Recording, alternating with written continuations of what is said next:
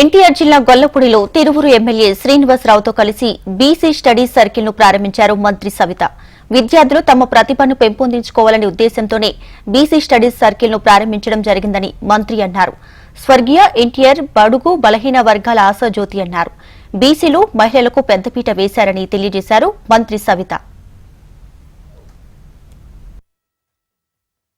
బడుగు బలహీన వర్గాలు ఈ రోజు ఇలా వేదిక పంచుకుంటున్నాయి అంటే అన్న నందమూరి తారక రామారావు గారిని సభాముఖంగా తెలియజేస్తున్నాం. అన్న నందమూరి తారక రామారావు గారు పార్టీ పెట్టి బడుగు బలహీన వర్గాలు అన్ని రంగాల్లోనూ ఉండాలి, అందులో మహిళా పక్షపాతం కూడా చెప్పాలి. ఆనాటికే మహిళలు కూడా విద్యావంతులు కావాలి, మహిళలకు కూడా యూనివర్సిటీలు తెచ్చిన ఘనత అన్న నందమూరి తారక రామారావు గారు.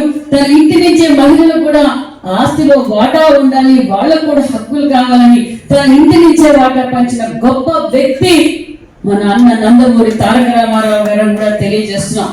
మన 82లో పార్టీ పెట్టక ముందు ఎంతమంది ఐఏఎస్లు ఉన్నారు, ఎంతమంది ఐపీఎస్లు ఉన్నారు, బడుగు బలహీన వర్గాలు ఒక్కసారి ఆలోచించండి. విద్య అనే నాటి పలికి విద్య అనే విత్తనాన్ని పెట్టిన గొప్ప వ్యక్తి అన్న నందమూరి తారక రామారావు గారు.